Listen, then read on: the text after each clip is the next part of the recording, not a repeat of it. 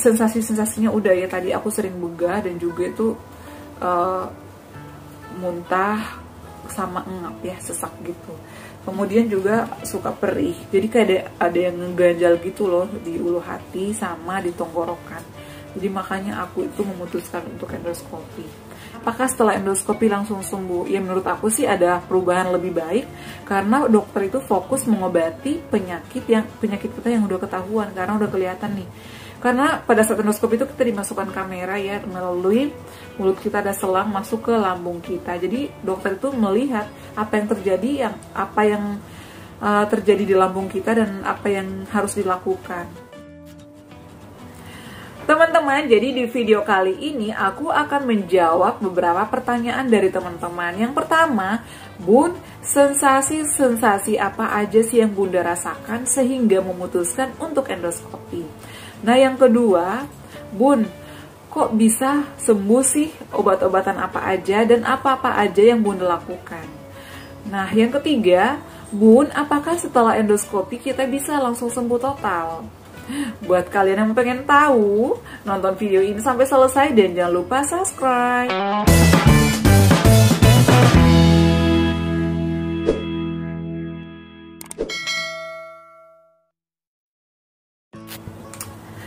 Assalamualaikum, halo semuanya, selamat datang kembali di channel Adeva dan Bunda. Semoga sehat selalu semuanya ya. Nah, di video kali ini aku akan kembali sharing pengalaman lagi ya setelah aku endoskopi. Jadi kemarin itu tanggal 23 September 2021 aku melakukan endoskopi asam lambung di salah satu rumah sakit di Jakarta. Nah, jadi banyak banget yang nanya-nanya ke aku, Bun, kalau misalnya kita endoskopi, syarat-syaratnya apa aja? Sudah ada videonya, bisa dicek ya, di scroll aja ke bawah, itu videonya lengkap banget di situ. Nah, dan juga ada yang nanya, Bunda, kapan waktu yang tepat kita endoskopi? Nah, di sini juga aku akan menjawab.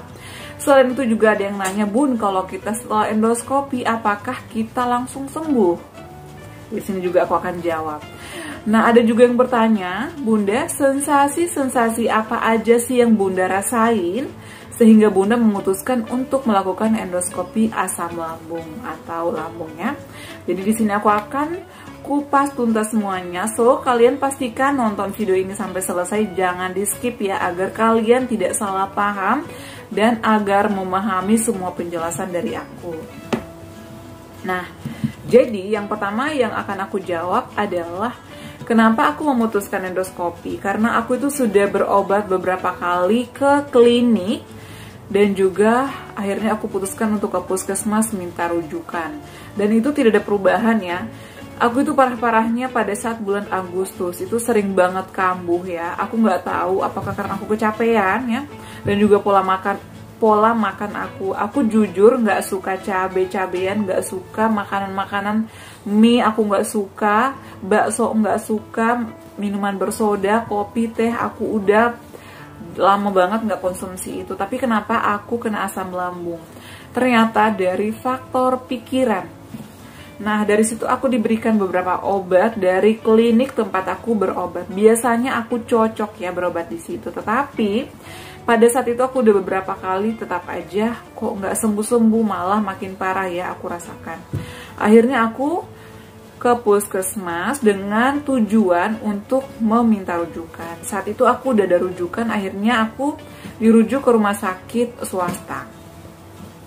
Pada saat itu aku ketemu dengan dokter spesialis penyakit dalam, aku ceritakan bla bla bla, kenapa sih Bun mau melakukan endoskopi? Karena aku itu merasakan kok aku udah minum obat banyak tapi nggak ada perubahan, malah makin hari kok sensasinya makin aneh. Jadi yang aku rasakan itu yang pertama adalah aku tuh begah banget. Setiap sore menjelang maghrib itu aku begah banget, perut aku itu kayak penuh dengan angin banget. Aku itu begah, ngap ya. Jadi menurut aku itu udah susah banget. Aku udah minum obat sama aja, aku udah pantang-pantang, aku udah minum segala macam ramuan, tetap aja sama. Akhirnya aku takut dan memutuskan kayaknya aku harus ditangani oleh ahlinya ya, dokter spesialis penyakit dalam. Namanya aku jauh dengan orang tua, jadi aku takut banget sakit. Jadi akhirnya aku putuskan untuk endoskopi, dan dokter yang nanganin aku itu langsung gercep ya. Aku setelah konsultasi dengan menceritakan penyakit aku, diberikan beberapa obat, besoknya aku langsung disuruh USG. Setelah melihat USG-nya nggak ada masalah, semuanya aman, akhirnya aku langsung disarankan untuk endoskopi. Jadi sebenarnya yang memutuskan endoskopi itu dokter, tapi yang ngerasain kesehatan kita itu kita sendiri. Jadi kita tuh harus bisa meyakinkan dokter, dok aku udah minum ini minum itu tapi kok nggak sembuh, apakah sebaiknya aku di USG atau di endoskopi. Dan plusnya lagi, kenapa sih kita harus endoskopi? Karena biar kita tahu apa sih yang terjadi sama kita, kok aku makin hari makin kayak gini. Sebenarnya semua orang pasti nggak mau ngelakuin endoskopi. Aku juga udah lama ya, teman-teman aku tuh, kamu udah pernah endoskopi? Amit-amit aku nggak mau. Tetapi setelah aku pikir lagi, kalau nggak ditangani secepatnya aku takut makin parah. Akhirnya aku memutuskan endoskopi. Jadi itu adalah plusnya dan alasan aku kenapa aku harus endoskopi. Dan plusnya itu adalah setelah aku endoskopi aku jadi lega, aku jadi tahu ternyata aku ada radang lambung. Jadi itu aku kemarin tuh adalah ada gastritis ya, peradangan di lambung, tetapi masih ringan banget sih kata dokternya. Setidaknya aku lega. Dan setelah aku endoskopi tuh jadi dokter fokus mengobati penyakit aku. Jadi kalau misalnya kita belum tahu kan, aduh ini mungkin cuma asam lambung biasa, karena yang ngerasain itu kita, sensasi-sensasinya itu kita sendiri yang tahu. Dan itu aku GERD ya, jadi itu aku sering kecemasan berlebih. Aku tuh takut banget, dengar apapun takut. Jadi ada beberapa tips sih sebenarnya, ada beberapa tips yang aku lakukan pada saat serangan panik cemas itu menghampiri aku. Tapi nanti aku akan share di video aku yang lain ya selanjutnya, nanti ditunggu aja. Jadi pastikan kalian pantangin terus channel aku dan jangan lupa di subscribe agar kalian mengetahui video-video terbaru aku terkait asam lambung, review dan lain-lain. Nah, jadi itu adalah alasan aku kenapa aku melakukan endoskopi. Nah, kemudian sensasi-sensasinya itu sebenarnya untuk kategori asam lambung yang udah parah itu, yang pertama itu mungkin kita merasakan perutnya perih, sering perih, kemudian begah kayak aku, itu sih mungkin masih belum parah banget ya, tapi amit-amit lah ya. Kemudian kalau yang paling parah itu kecuali misalnya muntah, keringat dingin, dan juga BAFS-nya udah berubah warna, itu udah harus diwaspadai dan harus benar-benar ke dokter spesialis penyakit dalam.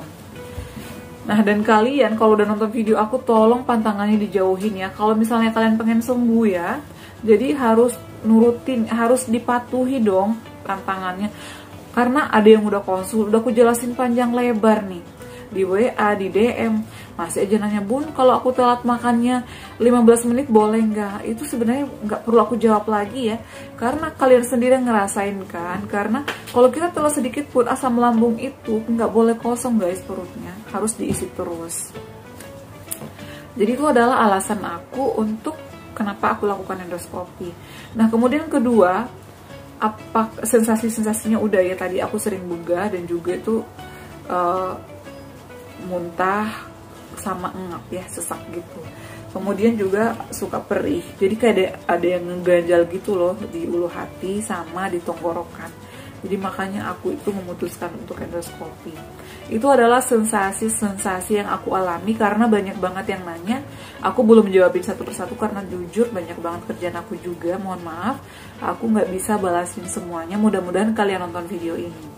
Nah, kemudian bun, apakah setelah endoskopi langsung sembuh? Ya menurut aku sih ada perubahan lebih baik, karena dokter itu fokus mengobati penyakit kita yang udah ketahuan, karena udah kelihatan nih. Karena pada saat endoskopi itu kita dimasukkan kamera ya, melalui mulut kita ada selang masuk ke lambung kita. Jadi dokter itu melihat apa yang terjadi, terjadi di lambung kita dan apa yang harus dilakukan. Jadi itu adalah plusnya.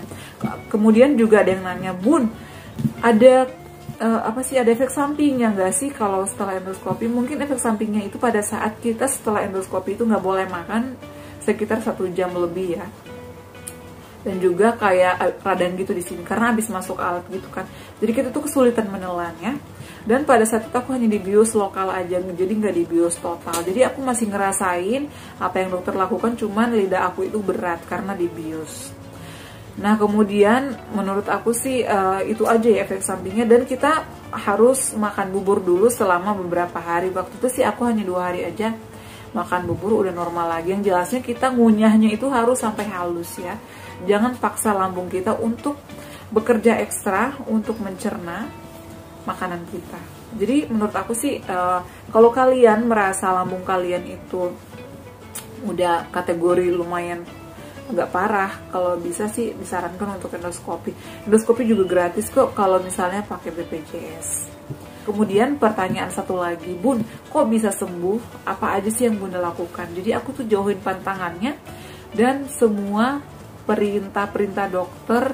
Emang sih semua dokter itu berbeda-beda dan dokter itu tidak selalu benar, karena dokter juga manusia. Karena ada yang nanya, Bun, kok bawang nggak bisa sih? Aku aja kemarin ada yang komen ya di YouTube aku, Bun, masa bawang nggak bisa sih? Padahal aku kalau lagi misalnya ngap, aku makan bawang langsung sembuh. Itu sih sebenarnya dari pribadi kamu sendiri ya, dari pribadi masing-masing. Kalau menurut Anda, menurut kalian itu cocok, sok. Ini aku share sesuai dengan pengalaman aku, bukan pengalaman kalian, bukan pengalaman kamu dan kamu. Jadi pengalaman aku. Kalau misalnya kalian, aku nggak sesuai dengan Bunda ya, jadi terserah ya. Jadi ini aku sharing sesuai dengan yang aku alami, ya, bukan pengalaman siapa-siapa. Karena aku tuh saat ini juga masih proses pemulihan. Aku sih nggak mau ya, kalau misalnya kambuh-kambuh mulu. Jadi aku itu jauhin pantangannya. Nah kemarin juga ada yang nanya obat-obatan aku apa. Jadi itu aku setiap buat video itu pasti aku cantumin obat-obatan apa yang aku minum. Tetapi saran aku, belilah obat sesuai dengan resep dokter, karena obat lambung itu sangat-sangat sensitif banget. Jadi kita nggak boleh konsumsi obat sembarangan. Nah jadi itu adalah jawabannya kali ini. Kenapa aku harus endoskopi, sensasi-sensasi apa yang aku rasakan, waktu yang tepat untuk endoskopi, dan apakah endoskopi itu menyembuhkan. Menurut aku sih bisa iya bisa enggak. Jadi yang aku alami saat ini alhamdulillah lebih baik. Jadi kalau kalian pengen endoskopi boleh, untuk syarat-syaratnya ada di video aku. Dan untuk menyembuhkan, karena kalau kita sudah endoskopi, dokter akan fokus pengobatan pada penyakit yang kita alami. Yap guys, itu dia adalah sharing aku kali ini. Aku udah menjawab beberapa pertanyaan dari kalian. Mudah-mudahan gak ada lagi yang bingung.